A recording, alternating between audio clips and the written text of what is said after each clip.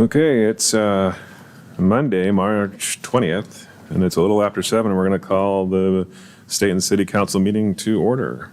Will you please join me in a flag salute? Pledge allegiance to the flag of the United States of America and to the republic for which it stands, one nation, under God, indivisible, with liberty and justice for all.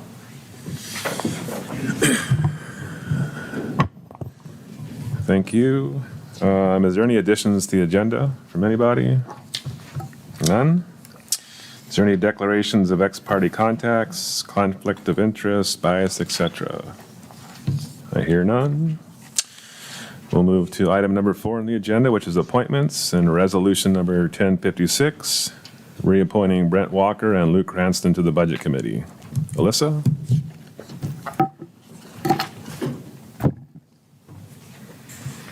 Good evening, Mayor and Council. Before you, you have a resolution 1056 regarding reappointment of Luke Cranston and Brent Walker to the Budget Committee. Both were previous members and have served previous terms and are seeking reappointment. This will fill 2 of the 4 vacancies that we currently have on the Budget Committee. Okay. Council discussion?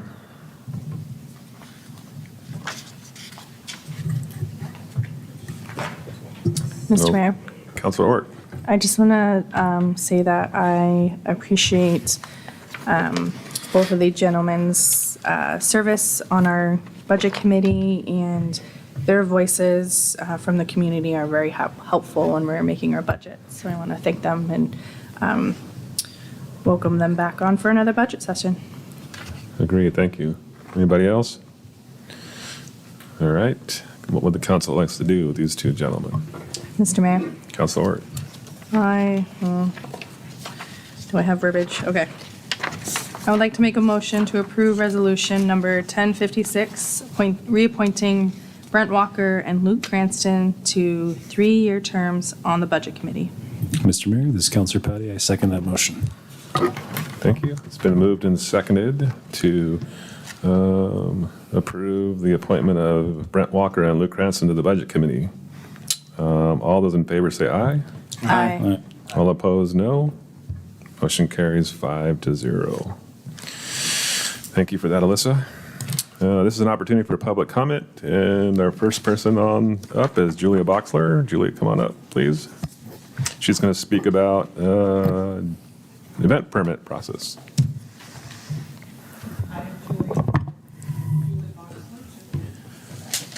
Hi, I'm Julie Boxler, 1660 Mount Jefferson Drive, Stayton, Oregon. Also, I am a representative of Revitalize Downtown Stayton. I'm the vice president there. And I was really glad to hear that the city administrator and the council is looking into the event process permit. And I like the idea that one of the councilors came up with about maybe having a streamline for events that are non-street closures. Might make it easier for some of those events. I recently helped set up the Winterfest. That was last December, or Thanksgiving weekend. And after that event, we had many businesses that said that was their best sales of the year and for many years. And so I think there are ways of doing festivals or events downtown that don't impact the businesses so heavily as putting a tent in front of the sidewalk that people would use. You can't see their signs. Some people had fire trucks parked in front of their business. And some of our businesses, like on that L-shaped where the Armstrong is, north of the covered bridge, it's very hard to see any of those businesses in there. And at some events, they're heavy into ambulances and fire and police and, bigger items that are up there blocking their view. And sometimes all it takes to keep a downtown economically healthy is for people to see the business signs and then think about it. It's like 7 times. You have to see something 7 times in order to actually put it into your memory and go back to it. So at an event where you have a huge crowd, it's nice if we could have the downtown events be looked at. So one of the things, if you could look at in your process is what is the impact of events downtown and how can you make it better for all the small businesses? Because they are small businesses and they're typically open Tuesday through Saturday. So if you take away a Saturday of exposure, that's 25% of the week, so which is quite a bit. I also thought that it would be nice if after we have events, if, I don't know who it would be, but someone, city staff or someone would kind of make an evaluation. How did the street closure go? Did they use the full street closure? What impact was it? How many visitors came? I don't know how that's done, but I know other towns do it. Independence has like a head count, and they have all kinds of statistics for each event that they have. I also thought another thing might be that you could, during the process of the application, you could post the event application online, and maybe you would get public comment that way. So you would say, events coming up, here's their application, here's what they're blocking, here's what they're doing. That might be helpful in the process. And then recently, RDS has set up a merchant group, and it's headed by Terry Mesa, who's, I think, going to speak also.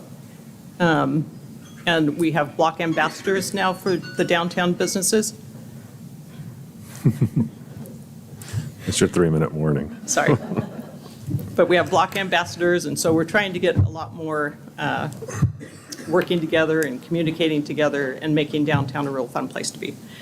And another thing about the event process is sometimes maybe all it is a street change. Maybe that event shouldn't be on 3rd Avenue, maybe it should be on 2nd Avenue, or maybe it should be on the side streets, or, you know, I think there are just other things that you can do when you're doing lots of tents. Thank you. Thank you. Julie. Councilor McNall? Oh, sorry. I was just thinking. Okay, thanks. All right, next, Terry Mesa, please.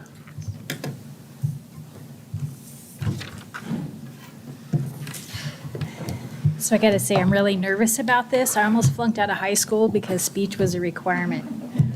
My husband and I bought our first No, you need property. to state your name for the record, Oh, sorry. sorry, Terry Mesa. I live downtown Stayton at 427 North 3rd Avenue. We also own 2 buildings downtown, and we've been downtown since 2012. One of the things that we noticed when we started downtown was the Summerfest. We love the Summerfest, but the downside to the Summerfest is that the tents block our merchant buildings. And we've spent a lot of hours, money, energy revitalizing downtown over the last decade. And when that many people come downtown, we want them to notice us and notice what we've done and hopefully come back and visit our businesses specifically. We understand that street vendors will take up a lot of the attention and the economy during that day, but if they can't see our buildings, they're not likely to come back until the next year when the event happens again. So we've noticed that this has been a conversation that's been happening for well over a decade and possibly into 2 decades through several CEOs of the chamber. So it's not a current chamber issue. It's just been an ongoing issue with other merchants prior to us that are no longer downtown, and then current merchants as well. We would like to see in the event planning process that we don't need a big voice, but we would like to be considered that maybe one of the provisions be that if it's an outside event, because we're going to be running our own events too, but if it's an outside event that comes into our downtown, that there's some sort of approval or notification that happens, so we have at least an opportunity to appeal if they're going to place tents directly in front of our buildings. One of the issues that was raised with the reason why the tents weren't put down the center was fire code. But we did some research and found out that even with the tents on the sides of the street, this still does not meet current fire code. And so we created some maps to propose some better case scenarios for fire code and would like those to be considered and maybe the standard for downtown events when tents are involved and erected during those events. We did a petition of the downtown merchants on the 1 through 500 blocks, And as you can see, it's pretty extensive. This is just building owners and business owners. And each block ambassador took the petition to their blocks. It's several pages long, consists of over 80 signatures. And then I put, that's just 5 blocks downtown. That's not counting the whole downtown. I did a spreadsheet so that, because you really honestly can't read the signatures or half the writing on here. So I did a spreadsheet that shows the businesses that did sign on the petition, whether they were a building, business owner, or both. And we had a 100% support for every business we did get to. There was only one person, one merchant that would not sign the petition, and that's because they felt it was a conflict with another organization they were working with. Also, you know, I don't know, I don't want to demand anything, but I would just want to stress how really important this is to us, and it's been a concern for a long time. And I really hope the city takes that into consideration when they're implementing their policies and procedures. Do you have any questions for me on what we did as far as our downtown permit, our petition process?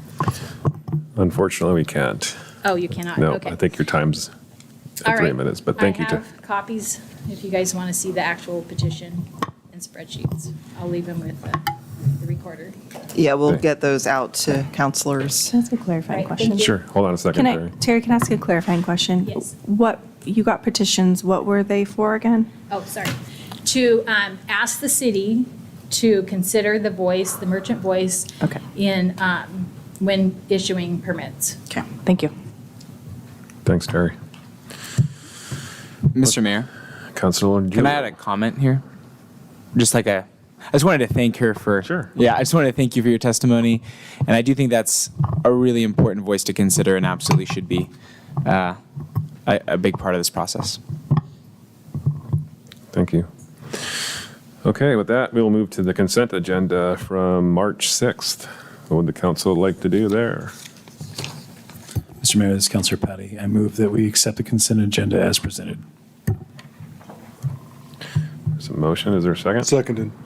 It's been moved and seconded to approve the consent agenda for March 6th City Council work session minutes and the March 6th City Council regular session minutes. Any discussion? All those in favor of accepting the consent agenda as submitted, say aye. Aye. All opposed, no. Motion carries 5-0. Goes on to item number 7 of the agenda. That's going to indulge me for a minute to read something here so that I get it. So under item 7 for the agenda, it's a Volunteer Appreciation Week proclamation. And Julia, do you want to talk about that, or do you want me to just read it?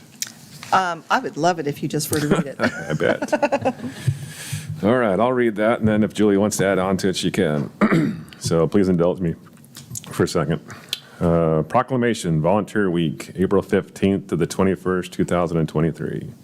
Whereas volunteering of an individual's time and resources is an essential part of the state and community spirit, and whereas individuals and communities are at the center of social change, discovering their power to make a difference, and whereas National Volunteer Week was established in 1974 and has grown exponentially each year, drawing endorsements from all U.S. presidents since 1974 and from governors, mayors, and other elected officials, and whereas volunteers show every day through their actions that they truly care about our community and the people who live here, and whereas we continue to rely on the efforts of dedicated volunteers to enrich our community, recognizing the volunteer sector as a third partner with government and business in building strong communities. And whereas by volunteering and recognizing those who serve, we can promote partnership, understanding with compassion in our community, and whereas the giving of oneself in service to another empowers the giver and the recipient, and whereas volunteers in Stayton support the community through various boards and commissions that help the community, support of the library and parks, as well as the volunteers associated with many clubs, community organizations, and churches that provide services throughout the community. Now, therefore, let us honor, celebrate, and thank those volunteers in our community who share their time, energy, knowledge, and abilities by proclaiming April 2023 as Volunteer Appreciation Month in Stayton, Oregon. In doing so, I, Brian Quigley, Mayor, call upon all citizens to help renew and sustain the state and community spirit by committing themselves to address the needs of our community through voluntary action. Dated this 20th day of March, 2023. Good job. I think next meeting it might be shorter, but There you go. thank you for reading that. So this is new. I think Mayor Quigley actually wanted us to recognize volunteers during Volunteer Appreciation Week, and so I had the grand idea of having a proclamation, sorry. And so we do plan on doing something. I can't tell you what that is because I honestly haven't thought of what it is yet, but I mean, I have some ideas. But for our volunteers, our boards, commissions, library volunteers, but also through social media, just recognizing all the volunteers in the community. There's a lot of, clubs that are doing a lot of great things that we wouldn't be where we are without them, and so we want to appreciate them too. So Absolutely, thank you. There are presentations as well, so under 7B, it's community partner with SEDCOR, and Nick, thanks for coming, and I'll let Julia take that one. yeah, I'll invite Nick to come up to the table, and he is our next community partner, and I am so appreciative of him taking the time to come. He got here a little early, so it sounds like he was able to kill some time. I occupied my time. But Nick is with SEDCOR, and I will let him tell you more about what they do and how they partner with the Stayton community. Thank you, Mr. Mayor, councilors. Yeah, I did get a chance to inject some economic impact into the community while I was here. Some of you may know me. Brian and I have known each other for a while. SEDCOR has been around for about 40 years. Last year was our 40th anniversary, I guess. We cover Marion, Polk, and Yamhill counties. I cover Marion County. I've been with SEDCOR for going on 17 years. And it doesn't seem that long. We deal mostly with the traded sector, like here in town it'd be Latal, Red Bill, companies like that that trade domestically and internationally, compete internationally. And we try, and my title is Business Retention and Expansion Manager. So we do attract companies to the area. We, Amazon, Dollar General's building a distribution center out at Mill Creek now. We do that, but that's about 3 or 4% of our total time that we spend. 80% of new jobs are created by existing businesses. So my job is to retain and expand businesses. That could mean workforce and working with Oregon Manufacturing Extension Partnership, bringing them in to help somebody. While I'm at workforce, working with USDA, because believe it or not, USDA is the largest rural economic development group in the federal government. They back loans. They have business and industry loan guarantees. They have money to help communities with projects, as well as the state. So we kind of match everybody. I know a guy that can help you with marketing, with export. We do certificates of origin. Here in Stayton, I'm on the San Am Canyon Long-Term Recovery Group Executive Committee right now. I have been for, I guess, like 2 years. I was just looking today, and it was 2 years exactly today that we did the groundbreaking for the new community center at Detroit. I have served on the advisory board at the high school. When Andy was here, Andy Gardner was here, I worked with Andy. I worked with Dale Sunderman and Rodney Weeks. to get the house build started. We worked with them. And I was glad to serve on that advisory board for a couple of years. Actually, I served on 5 of them with different school districts in the county. Because we need workforce. That remains one of the things that Stayton did a few years ago that I was really glad about was they did a business retention and expansion survey of the community.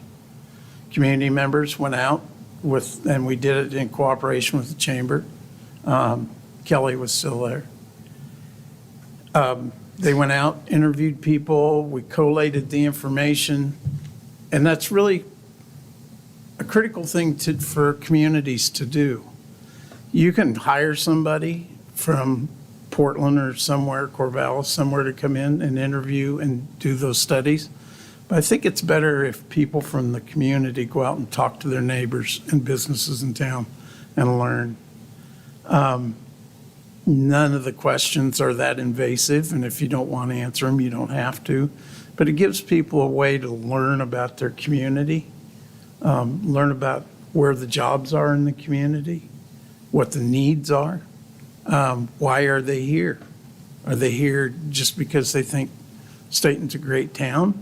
Hopefully they do. But what other amenities are there in the community that keep them here? I hope to spend another year or two before I retire working with all the communities and the people here in Marion County. We do work under contract with the county itself and some of the communities. So I feel a responsibility to all the communities from the north end to the south end, east to west, and working up the canyon the last 2 years trying to rebuild the communities and the homes has been a real education in addition to my other job responsibilities. But if you all have questions about what we do or what goes on, I'd be happy to answer them. I'm not that good. Come on. Mr. Mayor, Councilor Ort? thank you for being here. Appreciate it. So the survey that you said that we went out and do, what did you do with that?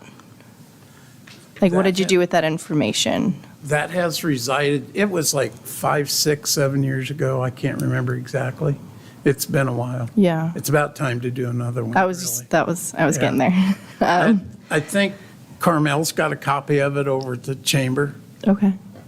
Is that information that you use? I guess, how does it benefit the community to do that? Well, the community, they learn about the businesses that are in. We focus mostly on retail, or not, Yeah, I'm no. sorry. We focus mostly on traded sector and Yeah. don't get involved with much retail. So, but this BR&E survey includes retail, and it just gives the interviewers, there's 2 people on each interview team, and they do 5 to 10 businesses. Well, it gets them to know those 5 or 10 businesses they may never, ever go into otherwise. And it creates a set of information on telecommunications, all kinds of things. Childcare, which is really important. So it helps the community do kind of a self-assessment. Okay. Cool, thank you. Yep. Councilor Patty? Thank you. Thank you for presenting to us, and some of this information is new to me, so I appreciate you coming here and giving it to us.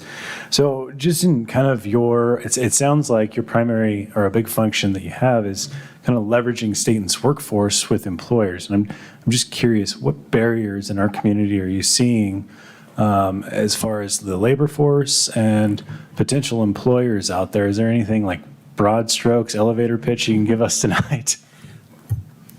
Every community has the same problem.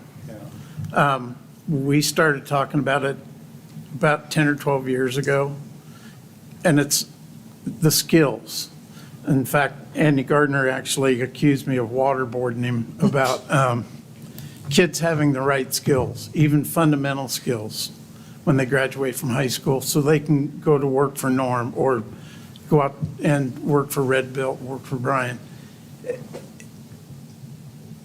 Reading a tape, simple math, decimals, it's life skills, actually. But we did a lot of interviews when NORPAC was still here. I interviewed over 38 people in that company. They picked the people, the very, very best people at doing what they did. I interviewed them. It takes about 8 hours per employee. But we mapped their skill sets. What makes them so good?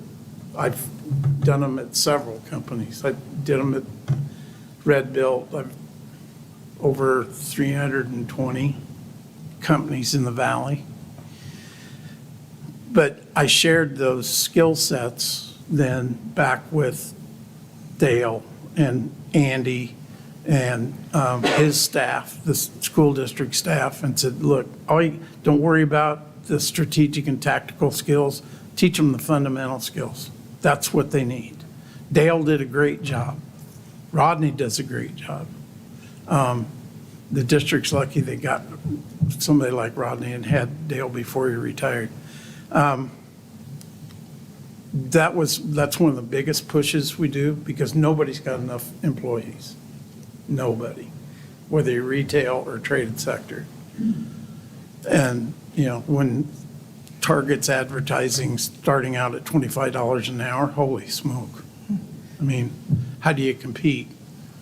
And then with childcare, you throw that in on top of it. How do you work for Frank or Ferris and drive up the canyon every day from Kaiser or wherever?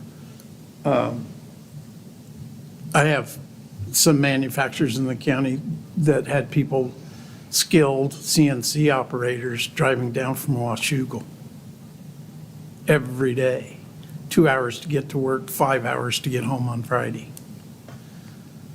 He ended up buying them houses because they were good employees and he wanted to keep them. And I was in a meeting at 9 o'clock this morning with a company and we were talking about the same thing. I mean, it's coming around to being company towns again. That's what you got to do to keep your employees. Thank you. Sure. Yeah, Nick's been doing that for a long time. For as long as I can remember, when we go to the county commission breakfast when they're at the Covered Bridgestone, you brought up those topics. And so thank you for doing that and connecting those kids with that work opportunity. That was huge. So not to put you on the spot here, but you have any inside baseball about the cannery as far as how things are progressing? I would, Brian, but I'd have to shoot you.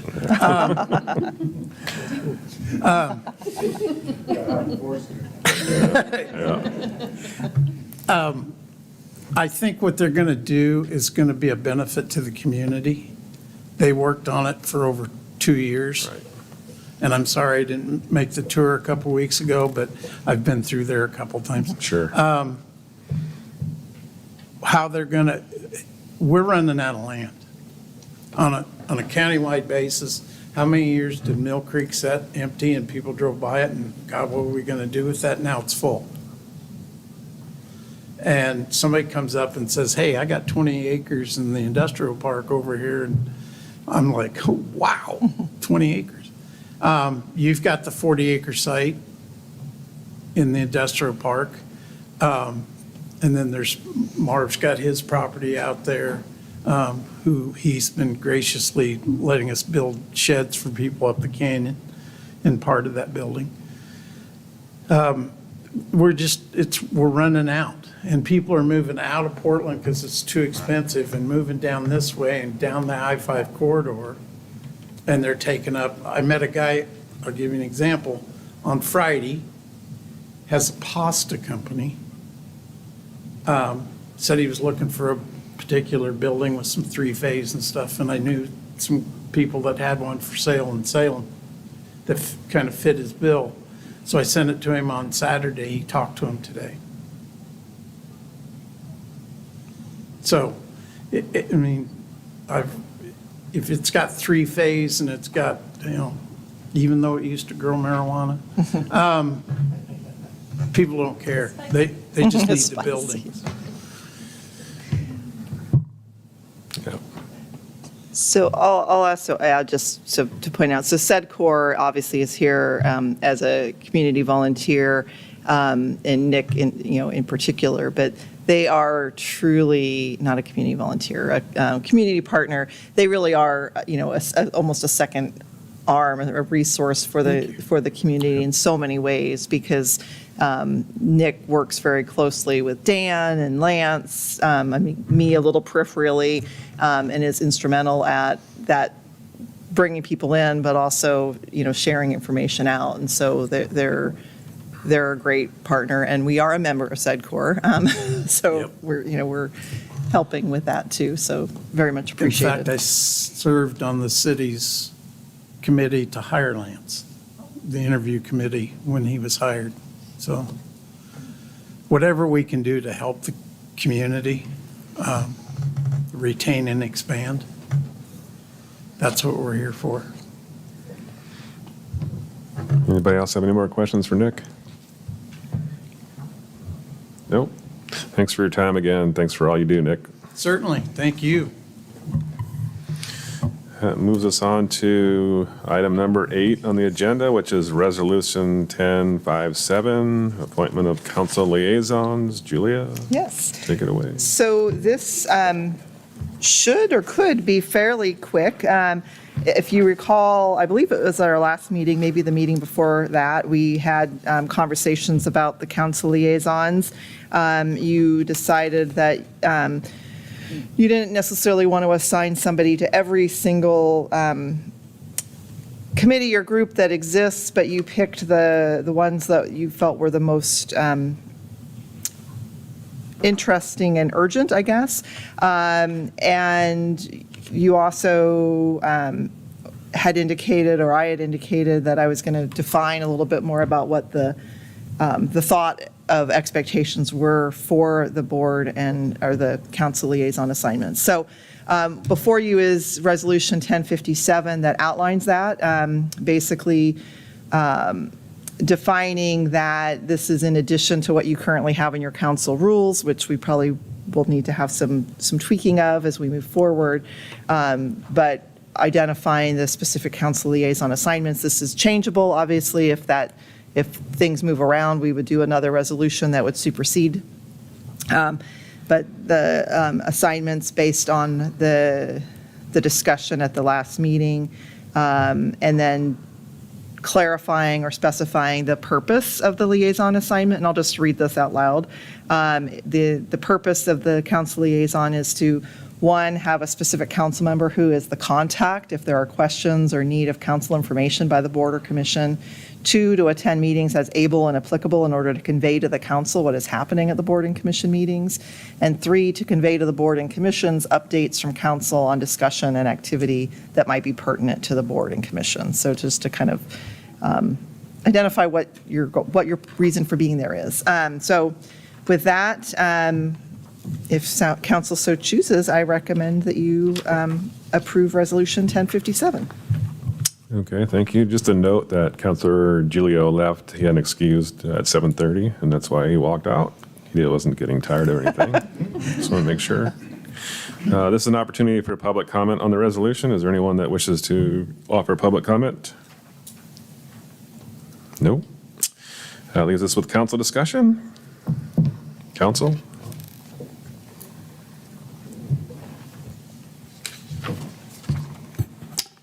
Mr. Mayor, this is Councilor Patty. Councilor Patty? I don't have much to say. I just want to say thank you to staff for taking the time to formalize this process. I think as we go forward, I'd like to definitely, like you said, keep this open to adding more bodies that we need to attend and communicate with as liaisons.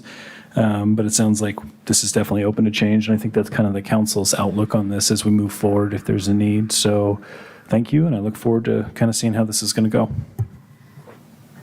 Anybody else?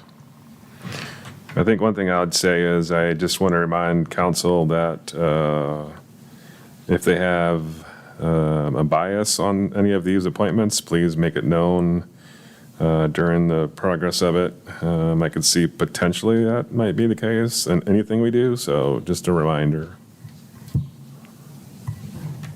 Mr. Mayor, Counselor Hort. to clarify, do you mean like when issues come up, if we are part of these boards or organizations that we need to just declare that? Sure, yep, Or- okay. absolutely, yep. And then, Mr. Mayor. Counselor Hort. So then number 2, maybe this is for you too, Julia. I know we kind of talked about it last time, but just the expectation of, like, is there an expectation of how often we're providing updates or when we're going to provide updates? How's that going to look? Are we going to do it like during our council communications, like if we have an update? Yeah, no, Julie, I don't think it's anything like formal. We're not going to have anything scheduled. Okay, now it's time for so-and-so to give us the update, right? Yeah, It's just- no, I agree. I mean, I think what I've experienced is that it's really, if you have updates during your council announcements, I went to this board, or I did this thing, and you're just sharing out information. And I guess, this might be a little bit of a work in progress. Okay. You guys are going to have to figure out what is working best for you in the community, and I'll certainly give you feedback if I'm hearing things or thinking things. But I think do the best you can. Okay. Thank you. You're welcome. Anybody else? All right, let's go to council decision.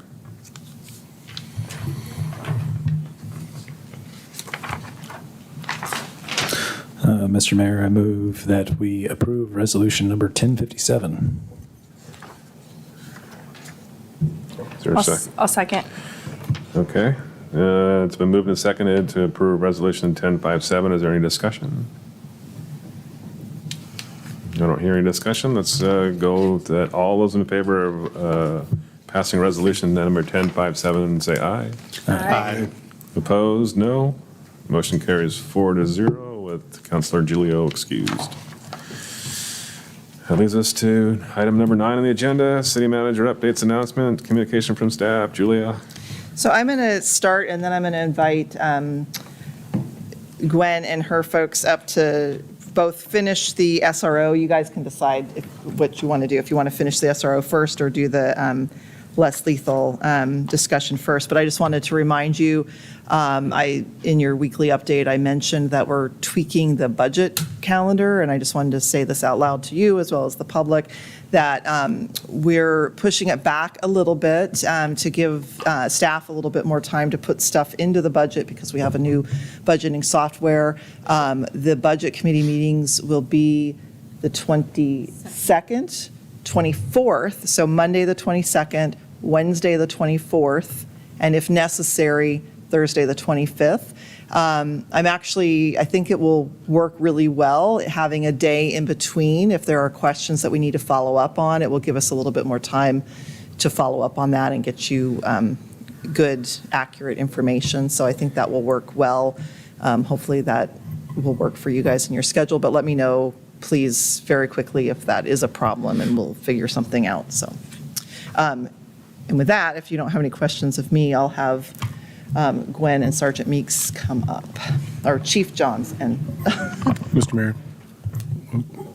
Okay, Councilman Julia, just so I have it on my digital calendar, will you send out an invite for that? Yes. Okay. Yeah. Yeah, I guess my question is that Memorial Day weekend? I No, want to make sure. Okay. So does yeah, the- we're all going to just celebrate Memorial Yeah, Day together. Is that just- okay? Just wanted to make sure. Does the council wish to continue the SRO discussion or have the chief discuss what they apparently have in front of us here? What would you like to do first, council? I did have a question I Go was ahead. going to ask earlier. That's Go okay. ahead, Councilor Sims. As far as your budget, we were talking a 50-50 split or, negotiate something different.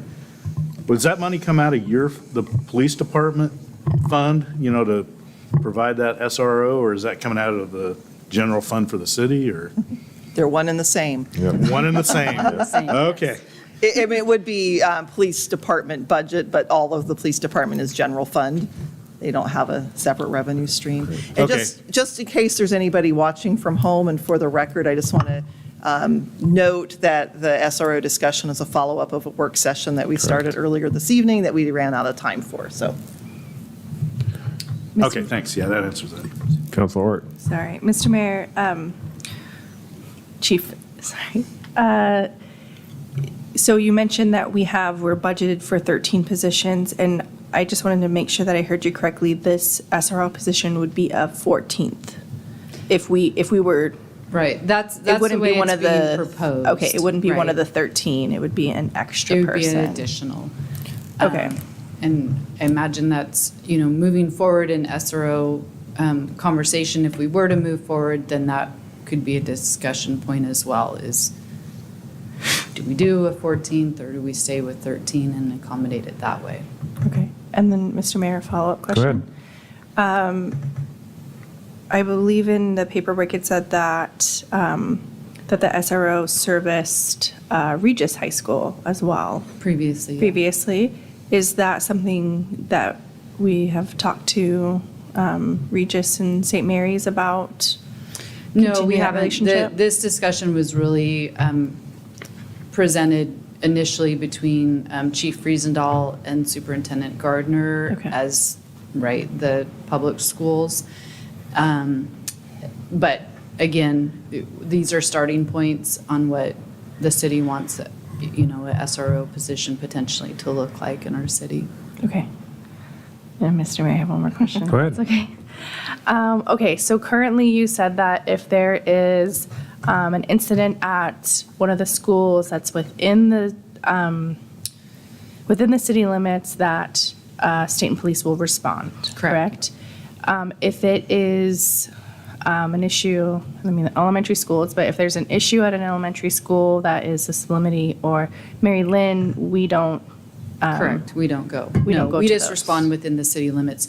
If there were a major event, clearly, all hands on deck are going to Okay. respond, no matter where that is, within, a reasonable distance, but there's going to be a lot of resources Okay. dedicated to that. But generally speaking, we don't go out, we don't No, assess those. Okay, thank you. you're correct. Are we good with that? Everybody good? All right, Chief, it's all you. All right, first, just do a quick intro. Sergeant Meeks is one of our long-term veteran staff, and tonight I wanted to take the opportunity. I know sometimes police work is not always understood. It's a little mysterious. We do some things that maybe the public doesn't always have education around, and so Sergeant Meeks is one of our skills instructors, and recently Stayton acquired, we call them 40 millimeter. There's a lot of different terms, but it's a less lethal option. And the reason I want to do this is an education point, to have you guys understand some of the tools that we have, the reason that we have these tools, and just give some education behind that. So I'm going to turn it over to Sergeant Meeks, and he's got a presentation for you.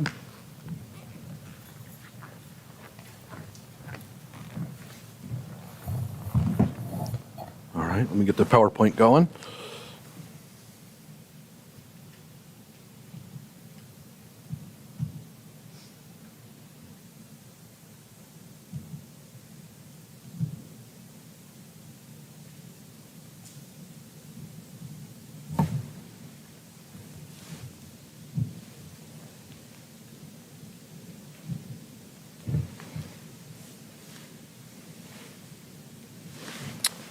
Good evening, Mayor and Council. So, like Chief John said, this is a tool that we recently implemented, and I just wanted to give you an overview of what this was. So, the first thing is kind of the why. What's the purpose behind it? And in law enforcement, if there's something that's predictable, if there's a certain call type that we know is likely to happen, we should have a tool to be able to use for that. And that's the case here where, similar to tasers and pepper spray, those type of things. It's predictable that we may at some point need to use those. And that's the same thing with this tool. It's a low frequency but high consequence tool. It's not something that we're going to use very often, but it's something that when we do, it could be very important. And it increases the capability of our department in handling various types of calls. So it's kind of become, I don't know if it's, as I've watched different, police videos and different things, it's become, the question I often hear is, why didn't they use their taser? Or, the taser has limitations, and this steps in a lot where that limitation kind of ends. Okay, more about the why is that distance equals safety for the most part. So the closer we have to get to someone, the more likely we are to have to engage and engage with lethal force. Like how close do you want to be to somebody that's armed with a knife or a hammer? And so that's kind of I guess just the basic reason behind this. And here's just a visual that you can see kind of how this works and why it's effective. As you got hands-on, you're right there, and the baton is pretty close, and the pepper spray, you have to be pretty close, and the taser, it's limited to 25 feet. And then we start getting into the less lethal impact munitions, where the beanbag gun, the shotgun, and then the 40 millimeter, it's very versatile. As you can see, it's anywhere from about 5 feet to 130 feet. So there's a wide range of effectiveness there. So that's why it's so effective, because of the versatility and the flexibility of it. All right, so one of the things, just a further explanation, you can think of it very similar to a baton. It's very similar in use to the batons that the police, the wood batons that police have carried for generations of police officers. So it's the one that we use, it's a sponge round. The term is less lethal impact munition. Our policy manual also calls it a kinetic energy projectile. So as Gwen said, there's lots of different names, and there's funny names that people call it, or it's a sponge gun, or a 40 millimeter less lethal. But and again, the advantage is that it can be used from a further distance than a standard classic wood baton. All right, the term less lethal. So that's the term that the experts have decided on. It's best to use. So previous terms have been non-lethal or less than lethal, but the term less lethal is used because it can still be lethal, whether it's used intentional use or accidental use, or there's a pre-existing physical condition. The reality is that it could still be lethal. So the politically correct term, or the correct term is less lethal instead of non-lethal or less than lethal. All right, so quoting our policy manual directly, it says, "This department is committed to reducing the potential for violent confrontations. Kinetic energy projectiles, when used properly, are less likely to result in death or serious physical injury, and can be used in an attempt to de-escalate a potentially dangerous situation." All right, so summarizing the policy, the policy manual gives us four times when we'd use the 40 millimeter.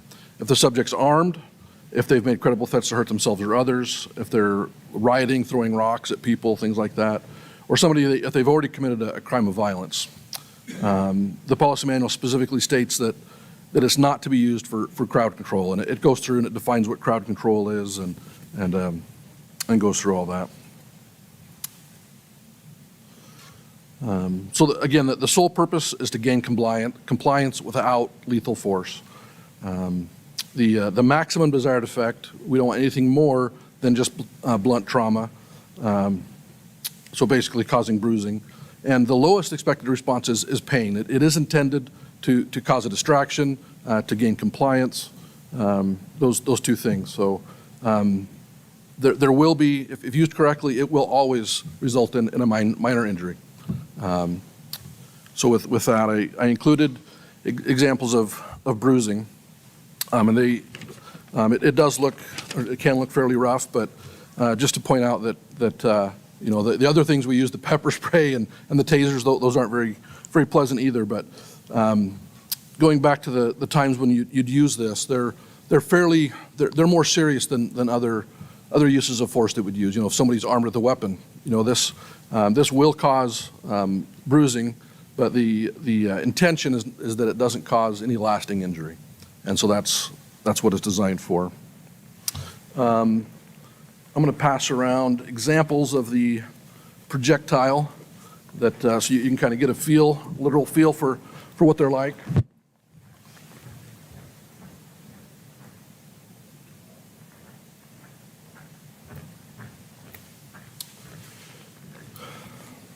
So as you can see, they're fairly lightweight. They're going about 300 feet per second. The advantage, just to talk about, you're probably familiar with less lethal impact munitions that have been used for a while now. They're beanbag guns. They come out of a shotgun. So the reason that these, in my opinion, are better than that is there's less chance of penetration. They're lighter. They're bigger around. So there's the shotguns do have more instance of over penetrating, actually penetrating the skin. You need less rounds for compliance. With the shotgun, there's a certain number of rounds before the person complies, and the average is less with these. You can actually get closer with these. They're effective from a longer distance. They're more accurate. These come out of I don't know if you noticed, those are ones that have been shot. They come out of a rifle barrel, and so they're very accurate and to a certain distance. And there's less chance of mistaking a lethal round. That happens a lot with the beanbag, not a lot, but it's a chance that you'll mistake a regular shotgun round when you're using the beanbag, and that doesn't happen here. So the beanbag shotguns are cheaper, but in my opinion, this is a much better option and much safer. All right, so again, I pretty much already covered this. The only thing I didn't cover is their point of aim, point of impact. Where you fire is where you're going to hit. We found there is a drop after about after 25 yards. They do start dropping, but at 25 yards, they're really right on to where you're aiming. All right, so just an example of the launcher. So we went with there's the base part of the launcher was just a launcher. We added a few things to it. A red dot sight. They're not necessarily more accurate than the sights, but you can get the target quicker. We used the same sight that we have on our rifles, just for I guess continuity, that the officer's not looking at a new system. They're the exact same that they use for the rifles. A flashlight, a sling, and we added extra a carrier for extra rounds. Mr. Mayor, if I may, real quick. Go ahead, Councilor Patty. Is there a zeroing process for these? Do you have to zero in your sight or anything like that, or no? Yes.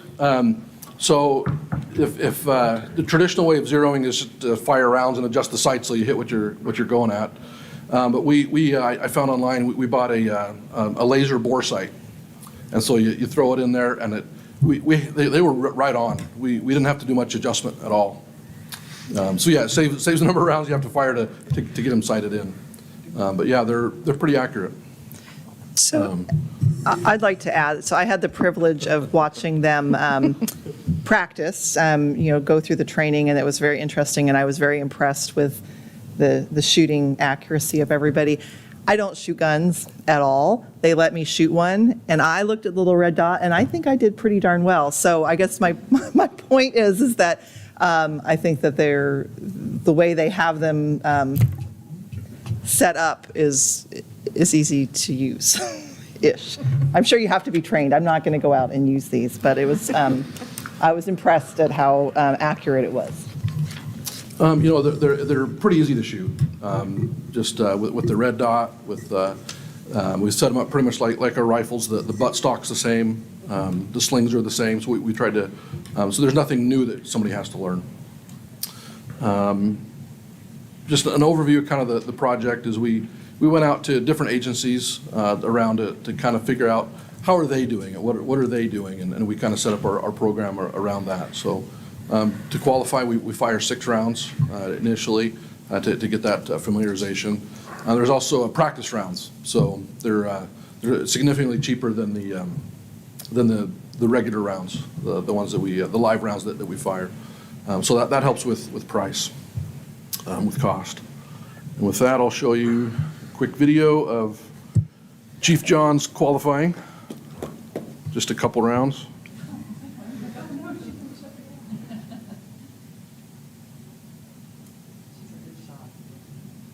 Oh, I guess there's no sound.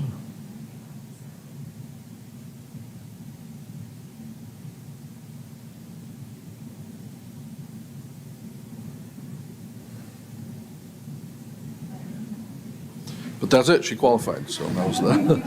Yay. But if they did hear sound, what would they hear? Yay. Well, no, but the important parts of what would they hear when they're being fired? The noise, you mean? But less lethal. Oh, yeah, sorry. I didn't get the hint. So if you hear what she's yelling, drop the weapon, and then less lethal, less lethal. So you have to give a warning before you use it, and then you give to the subject, and then you give a warning to other officers, less lethal, that when they hear the shot, it's not a firearm, it's not a weapon. So. Mr. Mayor, Councilor Ort, go ahead. what's the purpose of that? Which part? All of it. Why do you have to yell less lethal? Oh, okay, less lethal. So when you hear, it's contagion fire. So it sounds like a pistol or like a gun. So to all the other officers, you yell, yes, less lethal, less lethal. So when they hear that shot, that they don't think they're shooting a weapon or there's somebody shooting at them. And Mr. Mayor? Go ahead. Okay, I think you already answered this, but I just wanted to know, are they reusable? Can you reuse a round that is spent? No, the training rounds are usable, but the ones that we passed around are not. Okay.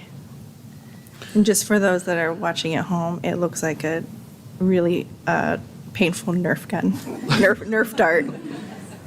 And I've been shot with a Nerf dart for my son, and those hurt too. So. It's probably a decent description. Michael, what's the prevalence of these in the department? How many? We have 4 of them. Okay. Is there an opportunity for us to maybe use this as a grant from Congresswoman? Unless we miss that deadline, and the deadline's coming up pretty quick. Let me look into Just throwing it out there. Yeah. Anybody else? Mr. Mayor, yes. Councilor Ort? You did give some situations, but do the officers have these in their car, or when would you use these? Yeah, good question. So if we're responding to, we at the beginning of their shift, the officers will put in their duty rifle, and right next to it, they'll put in the 40 millimeter launcher. Okay. And so the examples of, I can think of some examples where I could have used them, where there was a teenager who was armed with a knife and a crowbar, just smashing his parents' house, and we didn't really have. He was threatening, and as he came out, we had to deal with him with a taser. We had to get close to him, and this may have been a good example of one that we could have used that, because he was armed. He was threatening us, that kind of thing. So it was a little bit more dangerous for us, and that really is the bottom line for this tool. Is it not only makes it safer for the officers, but it makes it safer for the community too. That it's less likely to have to result in a lethal force situation.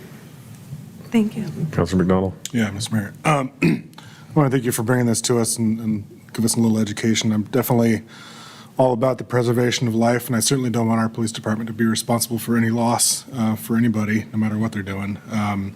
So I want you to commend you on this. I want you to make sure that we continue to look for other solutions, also additional tools in our tool belt that can be used to make sure we preserve life at all costs. Michael, I don't think people understand the time to cover distance. So what I mean by that is, can you share with us how fast someone with a knife at 6 feet can get to you? Very fast. So, yes. Yeah, I mean, how close do you want to be somebody that has a knife Correct. or a claw hammer? You don't want to be close at all. Right. The further, the better. Yep. So very good tool.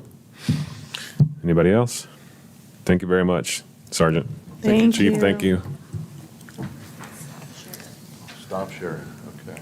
Chief, did you have anything else that you wanted to talk about? Well, thank you to Sergeant Meeks, and I thought it was important to educate. I mean, they are tools that we carry, and it is very important for us to stay current. And, you know, we do some training where Gordon Graham tells us predictable's preventable. So it would be negligent of us not to stay current and up to date and have different tools. Long gone are the days that you just strap on a gun belt and that's it. You know, we have other options and other tools, so we wanted to present those. A couple quick updates. I know that we've been sharing with you our DUI enforcement, and it was St. Patrick's weekend. On St. Patrick's Day, our officers went out, and each officer on duty ended up with a DUI arrest, which, like I said, it's not that they're there, we're just making it a priority to focus on them. So we had success in that. The other thing I would tell you is because of our enforcement and us following up with OLCC, so if we know that the driver has come from an establishment, that's where they obtained the alcohol that caused them to be impaired in driving, we do a report to OLCC. OLCC does follow-up.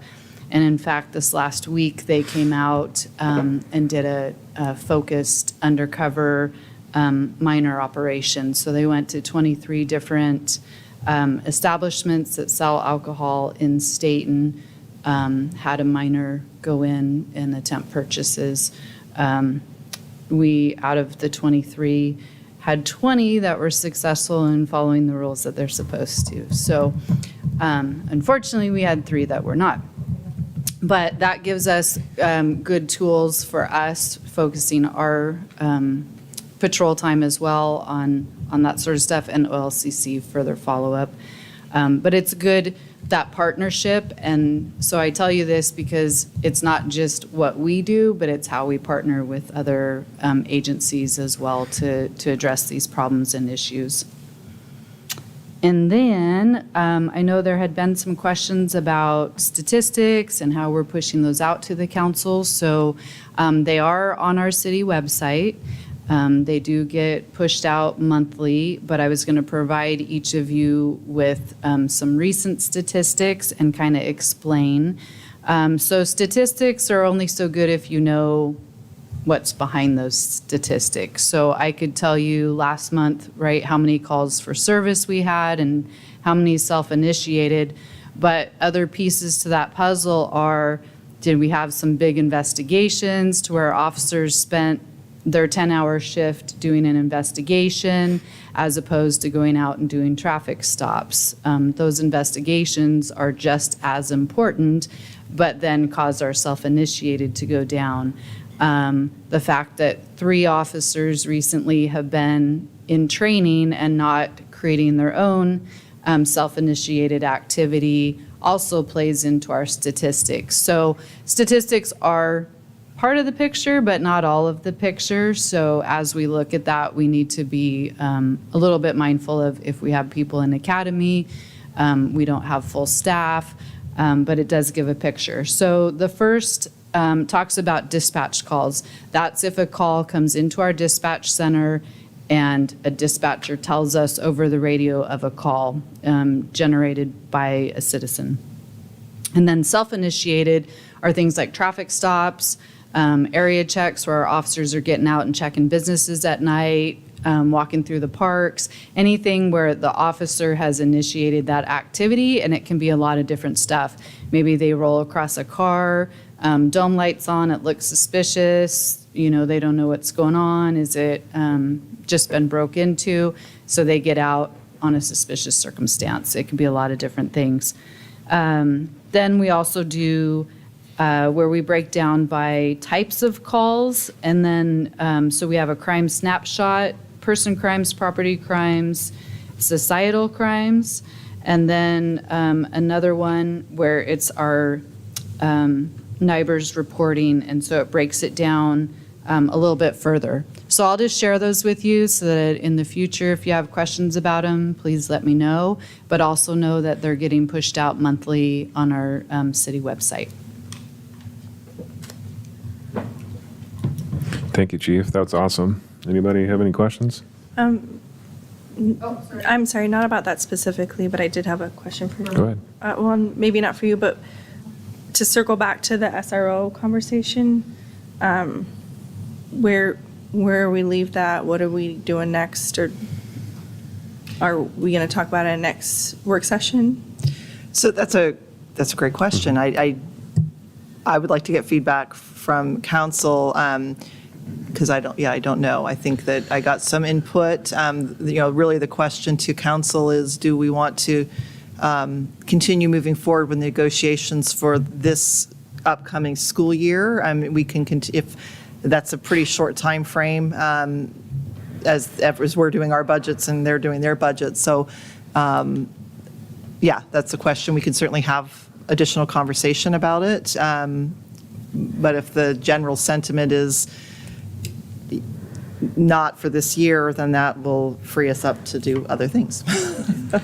Yeah, that's up to council. I express my opinion, but I don't have a vote in it, so Mr. Mayor? go ahead. So, Julia, then the question for you is, they brought us for Chief 2, so we said this is what we want, they came back, is that like it? That's they're 50-50 and? I think they're pretty set on 50-50. I think they're pretty set on having an officer go outside of city limits on occasion.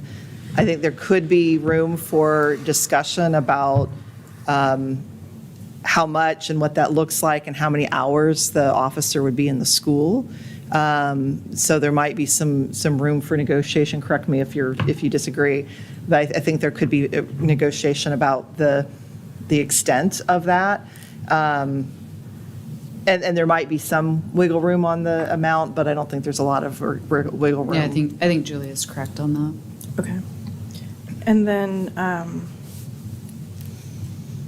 so like you're saying with the hours, that, I guess that would be my next question is if it's 50-50, but it's not even 50-50 because there's a cap on it, which looking at the officers, like their salaries, it's not going to cover half of it, right? For a 3-year Right. officer. Based on seniority, right? Right. Yeah. So then I would just want to know if they're open to like a part-time position then, or I don't want to necessarily discount the whole conversation, but Yeah. I hear the concern that it's not going to work on our end with the current suggestion. Mr. Mayor, Go ahead. I just wanted to publicly repeat what I said to you earlier, that I'm of the same mind as you are, that the 50-50 proposition is kind of a deal breaker for me under those terms. 80-20 or somewhere close to that seems much more reasonable to me, especially if we're going outside to places we don't currently serve on a regular basis. I think if that's a hard line, then we're probably too far apart, but as Councilor Ord said, I think if there's some adjustment to the terms or to the full-time, the hours, then we can continue that discussion. But otherwise, it's probably a no from me. Acknowledged. Councilor Sims. I concur I don't think the 50-50 split is equitable. I mean, I think it puts a burden on the city as far as financially.